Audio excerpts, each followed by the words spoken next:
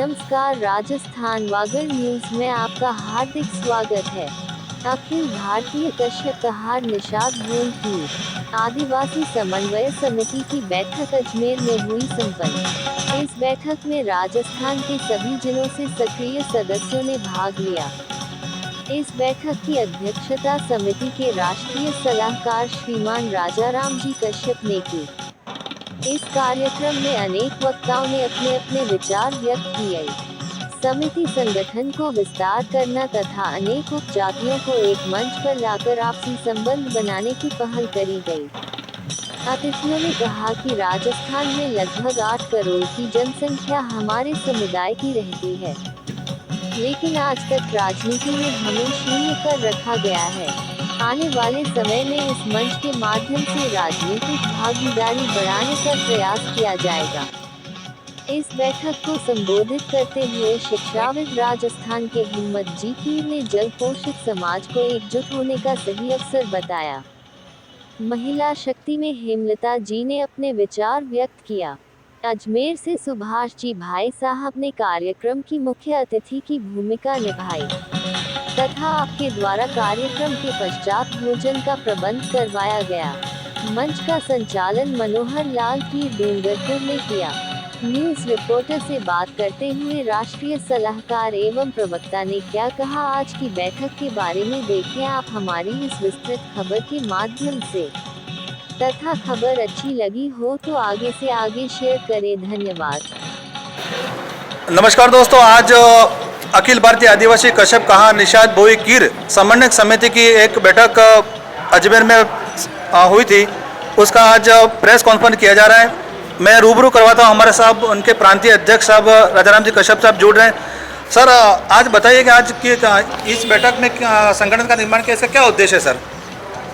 ये अखिल भारतीय आदिवासी कश्यप कहार निषाद भोई समन्वय समिति 29 राज्यों में काम करती है और 14 साल से हम 14 राज्यों में अधिवेशन कर चुके। 15वां हमने छत्तीसगढ़ और जम्मू में किया था और अभी 16वां 17वां यहाँ पे दिल्ली में हुआ है। हमारा उद्देश्य हमारे समाज को जागृत करना, उनके अधिकार लेने के लिए उन्हें जो है प्रेरित करना, और जो सबसे बड़ी बात ये कि हमारे लोगों को राजनीतिक पार्टियों द्वारा उनको जो एक वांछित पद देना चाहिए, भागीदारी देनी चाहिए, वो नहीं दी। हमारी सभी पार्टियों से मांग है कि जो जिस पार्टी में काम कर रहा है उसको राजनीतिक भागीदारी दी जाए, और सरकारें जहाँ पे हमारे लोग नहीं जीत सकते वहाँ पर हमारे निगम बोर्डों के अंदर आदमियों को लिया जाए। अगर कहीं भी हमारी कमी रहती है तो सरकार उन्हें प्रोत्साहित करने के लिए नॉमिनेशन पे भी ले। दूसरा, हमारा जहाँ आरक्षण जो मिल रहा है वो यथावत रखा जाए और शेष स्थानों पर में ट्राइब्स में लिया जाए। और तीसरा हमारा ये है कि कश्यप बोर्ड की स्थापना की जाए ताकि हमारी समस्याएँ सरकार तक भेजें और सरकार उनका निवारण करे। और चौथा, हमारे बच्चे शिक्षित हों, रोजगार हों, उनको प्राथमिकता के आधार पर ये बात दी जाए।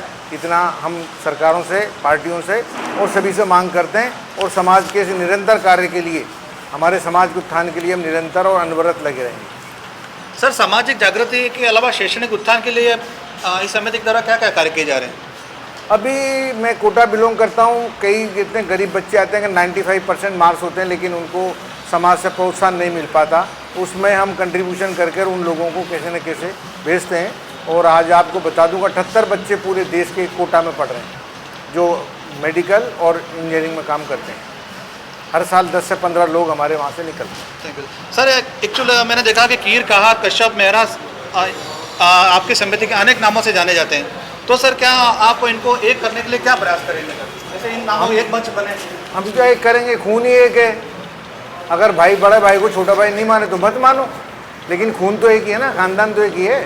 तो सर अपन ऐसे क्यों जागृति पैदा करेंगे समाज में ताकि अपन सब एक मंच पे आए? ऐसा कोई प्रयास किया जा रहा है समिति के माध्यम से? हाँ, बिल्कुल बिल्कुल। ये उस तरह का उदाहरण है। जैसे मैं आपको बताऊं कि एक आग के अंगीरे पे राख आ जाती है और उसकी उष्णता कम हो जाती है, लेकिन जब आप राख हटाते हो तो वापस उसकी उष्णता उतनी हो जाती है।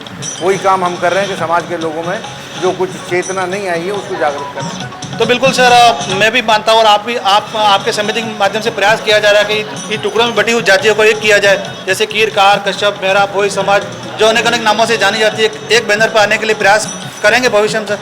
अब हम बता रहे हैं ना, 17 अधिवेशन 17 राज्यों में किए हैं, वहाँ हर समुदाय का आदमी इकट्ठा हुआ है। अब जागृति के अभाव में कुछ लोग नहीं पहुँच पाते, कुछ गरीबी के कारण 2-2 दिन 3-3 दिन केरल से लेकर दिल्ली तक नहीं आ पाते, लेकिन अब हमारा प्रयास है कि वो लोग आएंगे और उनको भी हम सक्रियता में भागीदारी लेंगे। बिल्कुल धन्यवाद सर। और मैं पूछा ना सर, लास्ट क्वेश्चन है मेरा कि सर आपकी समिति की तरह रोजगार के लिए क्या क्या प्रयास किए जा रहे हैं सर? जैसे महिलाओं में रोजगार पैदा करना, पुरुषों में रोजगार पैदा करना, इसके लिए समिति क्या कार्य करने की भविष्य क्या योजना है सर आपकी? हमारा व्यापार प्रकोष्ठ है, वो इस काम को कर रहा है। जो लोग मछली का काम करते हैं उनको वहाँ पे एडजस्ट कर रहे हैं। जो महिलाएं साड़ियों का काम करती हैं, हमारे भगवती भाई भी कोटा में हैं। सूरत की साड़ी हमारे समाज के लोगों से लाते हैं। जैसे हमारे जम्मू के अंदर हैं, वो मछली का काम करते हैं, और वहाँ के जो लोग हैं यहाँ पर ड्राई फ्रूट्स वगैरह बेचते हैं। तो सब आपस में जब भी मिलते हैं, जिनके जो एडजस्टमेंट होता है वो करते हैं। बिल्कुल धन्यवाद। ये बाबूजी राजाराम जी कश्यप साहब थे, उन्होंने बहुत ही आज बैठक के बारे में चर्चा करी, और यह बैठक सफल बैठक के रूप में आज समापन की ओर जा रही है। और इनके द्वारा अनेक प्रश्न का जवाब भी दिया गया और समाज में जागृति एकता लाने के लिए आज प्रयास किया जा रहा है। मैं बाबूजी बताइए, शुभ नाम बताइए सर आपका पहले। क्या पूछ रहे हैं? आपका शुभ नाम बताइए सर। मेरा नाम प्रकाश मेहरा है, राष्ट्रीय युवा विंग कमांडर का अध्यक्ष हूँ, और पूर्व में मैं पार्षद भी रहा हूँ। सर आज ये बैठक हुई, इसका क्या उद्देश्य रहा सर आज?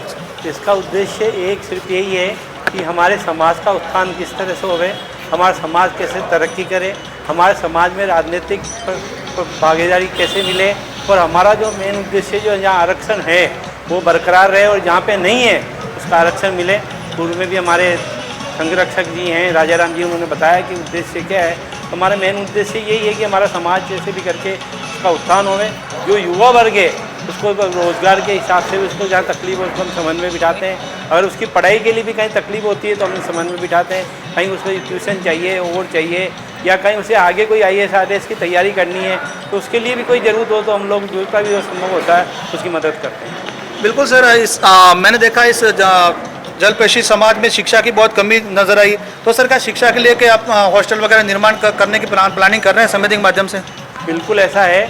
पूर्व में हमारे राजस्थान के अंदर कोटा में मतलब हॉस्टल है, वहाँ पे बच्चे रहते हैं, और हमारा प्रयास है कि अति शीघ्र ही हम पुष्कर के अंदर जो हमारे धर्मशाला उसमें ऐसी व्यवस्था रखना चाहते हैं कि वहाँ पे कोई बच्चा आके रहे तो उससे हॉस्टल की सुविधा मिले। और समाज का कोई भी, हमारे समाज इतना लंबा चौड़ा है, अलग अलग नाम से जाने जाते हैं, तो किसी भी होए, हम कोई कश्यप या कीर या ऐसा नहीं है, कोई भी हमारे कम से कम 64 उपजातियाँ हैं वो सभी आती है, तो कोई भी समाज बंधु आए उसका स्वागत है। और हम यही प्रयास करना चाहते हैं कि हर संभाग के अंदर कम से कम एक हॉस्टल होवे, ताकि हमारा आने वाला युवा कोई परेशान नहीं होवे, उसे सुविधा मिले और वो अपना भविष्य निखार सके। बिल्कुल सर। राजनीति की बात आ रही है तो सर राजनीति में भागीदारी चाहने की मंच पे बात उठी, तो सर क्या आप प्रयास करें आने वाले समय में विधानसभा जैसे चुनाव लड़े जाएँ आपके मंच के माध्यम से? बिल्कुल हम प्रयास करेंगे, प्रजातंत्र है, हम लड़ाई लड़ेंगे, और कोई भी बड़ी पार्टियाँ उनसे आग्रह करेंगे कि हमें टिकट दें। अगर वो टिकट नहीं देते हैं तो हो सकता है हम हमारे निजी लेवल पर भी लड़ाई लड़ेंगे। जो प्रजातंत्र है, लड़ने का अधिकार सबको है। और जैसे अभी हमारे पूर्व में राजाराम जी ने फरमाया कि अगर हमको ऐसे कहीं हमारी कम्युनिटी कम क्वांटिटी के अंदर हैं तो हमें और कहीं भागीदारी दें, क्योंकि हम पूरे हिंदुस्तान के अंदर लगभग 18 करोड़ हैं, कोई छोटी मोटी जनसंख्या नहीं है। अगर इन्होंने अनदेखी करी तो हम सब एकता का सबूत दे के इनको बताएंगे कि हमारी एकता में कितनी ताकत है। बिल्कुल धन्यवाद। बाबूजी ने बताया कि एकता की शक्ति को समय पर दिखाया जाएगा। मैं अंत में ये कहूँगा सर, आप आज के दिन समाज को क्या संदेश देते हो आपके माध्यम से? बस संदेश हम यही देना चाहते हैं कि जो सभा हुई है ये सफल रहे, और हम ये कहना चाहते हैं कि जो युवा के प्रति हम आज की सभा के अंदर चिंतन मनन हुआ है उसको युवा के साथ साथ हमारे जो बुजुर्ग हैं उनके सानिध्य के अंदर उनका आने वाला भविष्य उज्जवल हो, ऐसे हमारी शुभकामनाएं। और जो भी युवा अगर हमसे कुछ भी चाहे तो हम ये कोशिश करेंगे कि उसे तन मन धन से उसे सुविधा दें, ताकि हमारी आने वाली पीढ़ी गौरवशाली होगी तो निश्चित हमारा इतिहास आगे होकर उज्जवल बनेगा। हुआ मैं मनोहर लाल कीर कैमरामैन के साथ। धन्यवाद। जय हिंद।